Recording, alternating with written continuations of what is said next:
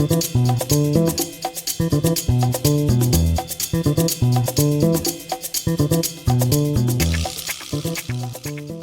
Fisher calls out Joss Whedon. So, of course, naturally, we all know what's going on with this. We all know. Am I promoting headsets now? What do you mean? Wear a condom. Yes, always wear a condom. Wrap it up. If it's raining, wear a raincoat. It's what my dad always used to say to me. That was like his advice right there. But yep, let's talk about this right now. All right. So we got Joss Whedon's on-set treatment of the cast and crew of Justice League was gross, abusive, unprofessional, and completely unacceptable. He was enabled in many ways by Jeff Johns and John Berg. Accountability greater than entertainment. So we got more bombs being dropped. And I love the fact, what we always talk about. There's a blackface episode in Mad Men as well. Jesus Christ. I think every show is going to have an episode that has a hint of blackface. Like I said, they're going after everything. I just saw that right now, 22 minutes ago that was posted. Plans to keep. Oh, well, they plan on keeping it, the episode streaming. Probably because it's not actually blackface. I don't know. I never got into Mad Men, so I don't even know what the heck's going on with that. But I actually was watching The Office last night, on Comedy Central, because now it's on YouTube TV, which is kind of cool, even though they raised the price. And it was an episode that, some people were like, of course, saying like, Michael Scott, he is like very inappropriate when it comes to a lot of things. And they're like, yeah, that's the point. That's the context of the character, which is why people love it so much, that he makes people feel awkward. And he thinks he'd be so overtly like trying not to be, a bad guy that he sounds like an asshole, douchebag. Anyways, so we have it right here, Joss Whedon, Ray Fisher calling out Joss Whedon. And it's absolutely beautiful. It's a beautiful thing. Michael Bay, don't worry, Dave. I got you about COVID awareness. Songbird coming to be determined. Okay. Don't worry, Dave. I got you about COVID awareness. Songbird coming. I'm trying to think of what you're trying to say right now. But I appreciate it. Appreciate the donation there. Donation's welcome. And every little bit helps. I appreciate it, guys. So, well, that's interesting. Let's see. No. If you guys want to I know the Real Motion live stream is going on in a half an hour. Yeah. Or actually 21 minutes. Go ahead and head on over there when they start. I think they're going to have some special guests. So it's going to be a lot more entertaining than what you just hearing me by myself, talk to myself or talk to you guys. But, all right. So we had this right here. And of course, this just blew up the internet. It was absolutely fantastic.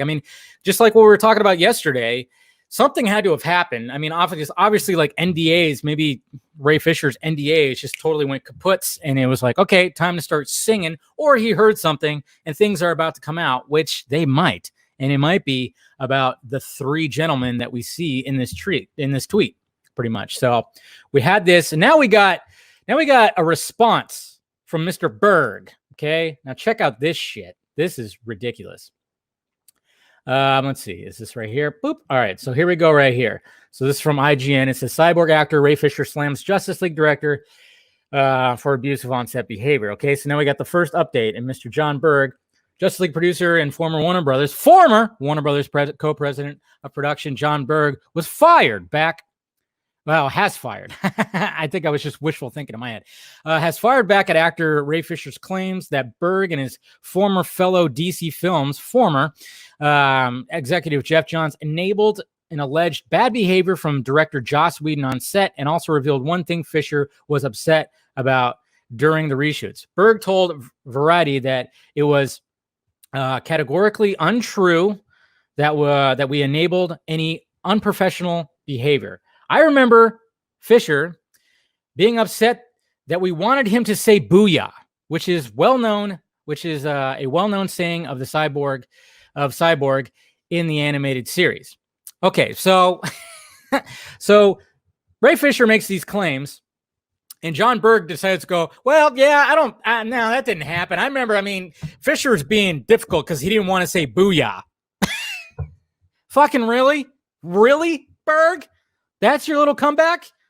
That's the way you're going to fire back at an actor that is calling out the director that was brought in to destroy Zack Snyder's movie? You're going to go with that response. Yeah, he didn't want to say "booyah," guys, booyah. because we wanted him to say that because that's what the character says. And it's like, yeah, it wasn't written in the original movie because Snyder didn't want to put that in there yet. I guess we're gonna build up to that, or he didn't want it to like be something that was tied to the Titans animated series. Okay, that's not what Snyder was trying to do, and I think Fisher was kind of respecting that. Am I wrong that he was trying to respect that? But this is the only thing that Berg has to fire back on. It was the fact that Fisher didn't want to say booyah. What about everything else? What about, I can't wait till we hear about, from everything else, the altercations on set. The fact that Joss Whedon was kept separate from the cast at points. The fact that Gal Gadot didn't want to shoot that scene where Barry falls on her boobs. Okay? Can we talk about that? Can we talk about, that he wasn't supposed to be in the same room as Gal? Stuff like that. Maybe that'll come about. I don't know. I can't wait till Ben Affleck starts singing and be like, yeah, I wanted to walk off set. He wanted to go on strike and, try to invite the rest of the crew to like walk along with him. Like, come on, guys, let's walk off this bullshit. We don't need this anymore. But of course, that didn't happen because it's very understandable because Ben Affleck's already established. Everybody else kind of like, has other movies in line or wasn't well established. We talk about that. I can't wait till Momoa starts singing. I mean, we saw what his face looked like when Ray Fisher gave praise to Joss Whedon at Comic-Con. We saw his face like he was just holding it in, just absolutely holding it in. Yes, cancel Joss Whedon. Okay, this is not the first time that we've heard stuff like this. Okay, this is not the first time. I mean, I think Newsweek even posted like a new article that said this is not the first time that Joss Whedon has been called out for bad behavior. I mean, we talked about, I think, a little briefly yesterday. They fired Charisma Carpenter because she got pregnant. I mean, his wife just totally spilled out a bunch of info. But like I said yesterday, these bloggers just totally ignored that and just were like firing back at Fisher for not being classy about this, or not being a class act, not having any class. And it's funny too. I mean, I love it because where we're at today in society, I just love the fact that these guys are pushing back against Ray Fisher and they have Black Lives Matter in their username. It's like, fuck.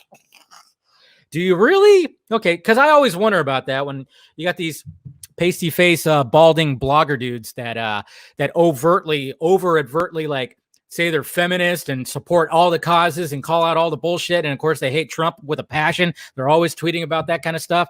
And then they put Black Lives Matter in their name because they really want you to know that they're supporting that.